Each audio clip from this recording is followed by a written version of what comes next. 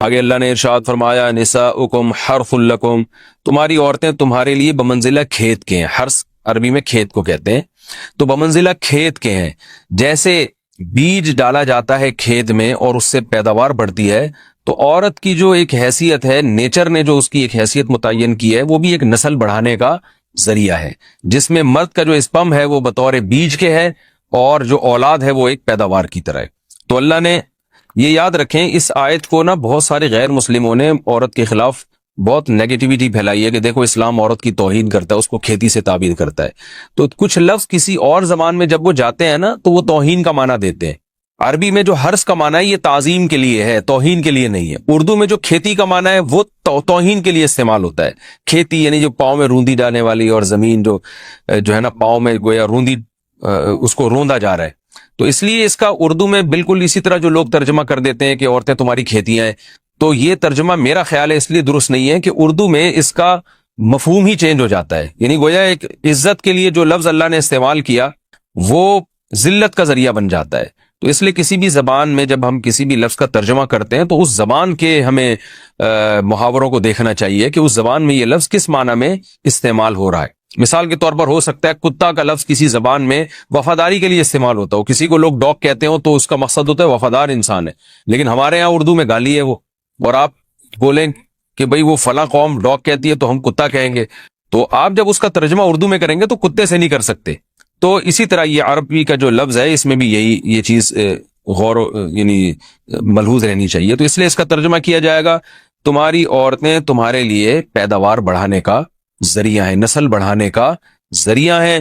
فاتو حرثکم، تم اپنے اس نسل بڑھانے کے ذریعے کے پاس آؤ، انا شئتم، جیسے چاہو، وقدموا لانفسکم، اور اپنے نفسوں کے لیے آگے بھیجو، یعنی اولاد کی نیت سے آیا کرو زوجہ کے پاس اور آخرت کے لیے انتظام کرو، یعنی اولاد پیدا کر کے جو تاکہ دنیا اور آخرت میں تمہارے لیے، فیوچر میں تمہارے لیے کام آئے، میں دنیا بھی داخل ہے آخرت بھی داخل ہے.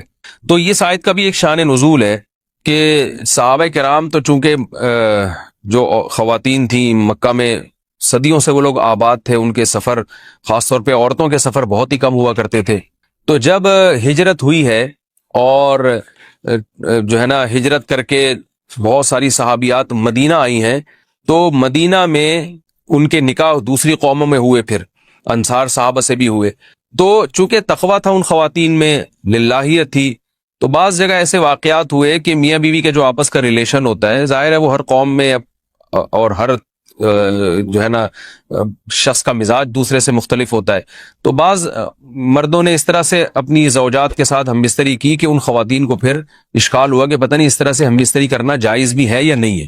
تو انہوں نے نبی صلی اللہ علیہ وسلم سے یہ مسئلہ پوچھا کہ یا رسول اللہ، ہمارے شوہر ہمارے پاس اس طرح سے آتے ہیں تو کیا یہ جائز ہے یا نہیں. تو ان کے سوال کو بھی مبہم رکھا گیا اور قرآن نے اس کے جواب کو بھی کنایتاً بیان کیا، کیونکہ مسئلہ بظاہر حیا کے خلاف ہے.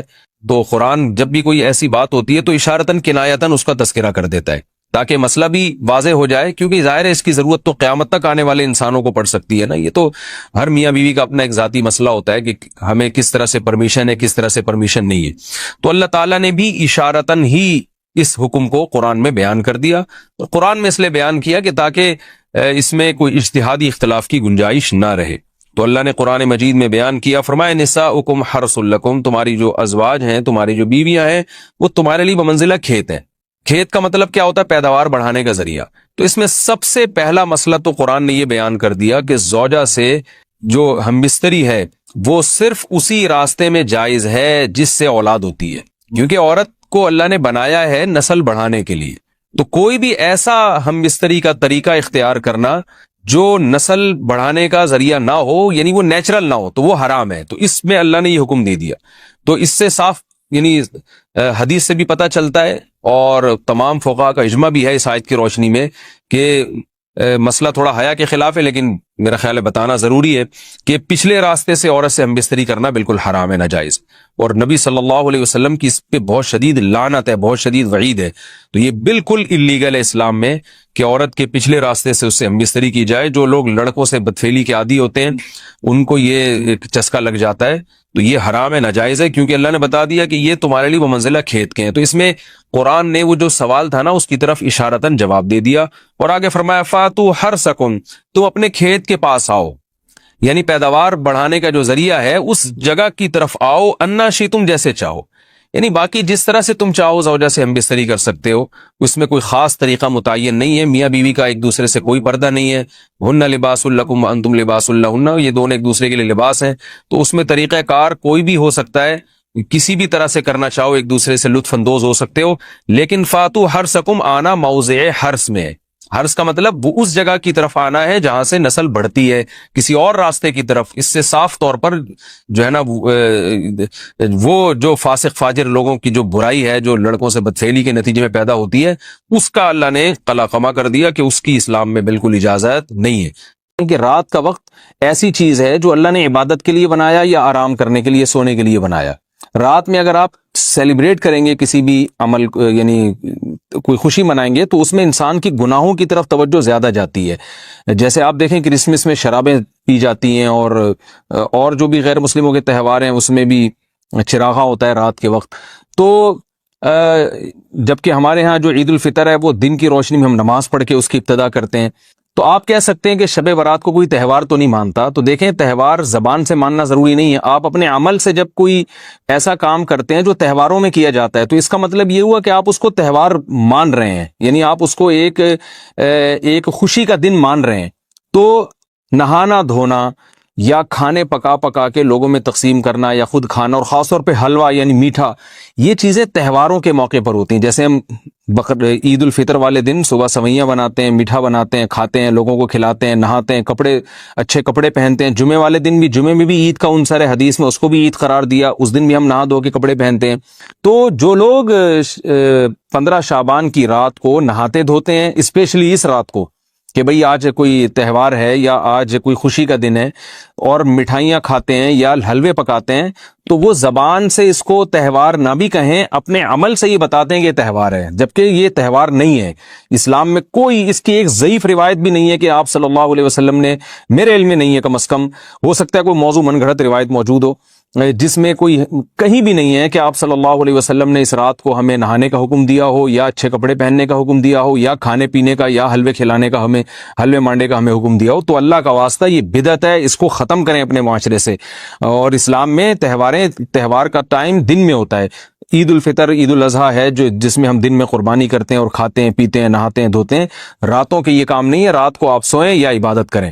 تو ایک چیز تو یہ تھی جو میں بتانا چاہ رہا تھا. دوسری چیز، اس رات کو قبرستان جانا. دیکھیے، اس بارے میں حدیث پیش کی جاتی ہے، مشہور حدیث ہے، لوگ سنتے رہتے ہیں کہ نبی صلی اللہ علیہ وسلم رات کو اٹھے، اور امی عائشہ رضی اللہ تعالیٰ عنہ بھی آپ کے پیچھے چلی گئیں، اور آپ صلی اللہ علیہ وسلم جنت البقیع میں مغفرت کی دعا مانگ کے تشریف لے آئے واپس. تو یہ حدیث انتہائی درجے کی ضعیف حدیث ہے. اور ایک تو ضعیف حدیث ہے، دوسری بات یہ کہ اگر ہم تھوڑی دیر کے لیے فرض کر لیں یہ صحیح حدیث ہے، اور ہم کہتے ہیں کہ بھئی نبی صلی اللہ علیہ وسلم نے یہ عمل کیا ہے، تو صحابہ میں سے کسی سے ضعیف حدیث سے بھی ثابت نہیں ہے کہ کوئی اس رات قبرستان گئے ہوں. حضرت ابو بکر کے بارے میں کوئی روایت نہیں ملتی کہ اس رات قبرستان گئے ہوں، حضرت عمر کے بارے میں کوئی روایت نہیں ملتی، یہ کسی ایک صحابی کے بارے میں نہیں. تو آپ مجھے بتائیں کہ یہ کیسی سنت ہے کہ جو صحابہ کی سمجھ میں نہیں آئی اور ہماری سمجھ میں آ گئی ہے. تو مشرکین مکہ یہ کہا کرتے تھے، لو کان خیرن ما سبقونا الیہ، قرآن مجید کی آیت ہے کہ اگر یہ اسلام میں کوئی خیر ہوتی تو یہ صحابہ ہم سے پہل نہ کرتے. یہ صحابہ نے ہم سے پہل کیا ہے، اس کا مطلب ہے یہ اسلام خیر کا کام نہیں ہے. تو مشرکین کو صحابہ سے چونکہ نفرت تھی، اس لیے کہتے تھے کہ یہ چونکہ اسلام کو فالو کر رہے ہیں تو یہ اس کی علامت ہے کہ اسلام خیر نہیں ہے، کیونکہ خیر میں تو ہم صحابہ سے آگے ہوتے ہیں. اپنے بارے میں ان کا یہ اس خوش فہمی میں مبتلا تھے وہ. لیکن ہماری رائے کیا ہے؟ ہم یہ کہتے ہیں کہ لو کان خیرن لسبقونا الیہ. وہ کہتے تھے لا سبقونا، ہم کہتے ہیں لسبقونا، کہ اگر کوئی بھی خیر کا کام ہے تو صحابہ ہم سے ضرور اس میں پہل کریں گے. یہ ہو نہیں سکتا کہ خیر کا کام ہو ہم کریں اور صحابہ نے نہ کیا ہو.